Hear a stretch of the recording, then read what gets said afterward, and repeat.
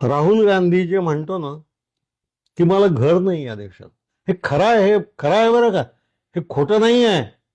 तुम्हाला तो इतिहास सांगून देतो. नेहरूंनी आनंदवन काँग्रेसला देऊन टाकलं, जगाला देऊन टाकलं. मग नेहरूंनाच घर नाही. मग ते जे जिथं जातील तिथं काँग्रेसच्या नेत्याच्या घरी थांबायचे. पुढे ते प्रधानमंत्री झाल्यानंतर मग त्यांना त्रिमूर्ती भवनच मिळालं. इंदिरा गांधी त्यांच्यासोबतच राहिल्या. नेहरू गेल्यानंतर इंदिरा गांधीला घरच नव्हतं. तर पुपुल जयकरनी फार मजेदार लिहिलंय ते सगळं. जेव्हा इंदिरा गांधीच्या मनामध्ये आलं की आपण राहायचं कुठं, त्या आपली दोन्ही मुलं इंग्लंडमध्ये शिकतायत, तर एखादंही छोटस घर घेऊन आपण मुलांसोबत काय काय राहावं.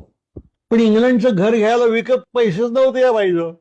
त्या पुपुल जयकरनी इंदिरा गांधीला सांगितलं की अरे तू घरासाठी हिंडू नको, अशी लालबहादूर शास्त्रीच्या मंत्रिमंडळात जा, म्हणजे तो मंत्री म्हणून बंगला तरी मिळेल. अरे बापरे, हा, हे लिहिलंय ना पुपुल माहितीच जयकर. नाही लोकांना. अरे ज्यांनी अब्ज करोडोची संपत्ती दान केली देशाला, त्यांना राहायला घर नव्हतं.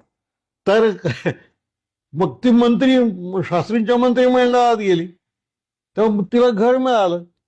ती गेल्यानंतर राजीव गांधीच प्रधानमंत्री झाला, त्यालाही सरकारी बंगला मिळाला.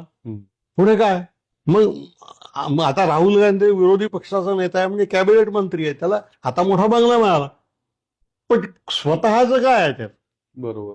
सोनिया गांधीला खासदार म्हणून घर मिळालंय. त्या प्रियंकाने त्या वाड्राशी लग्न केलं म्हणून तिला घर तरी आहे.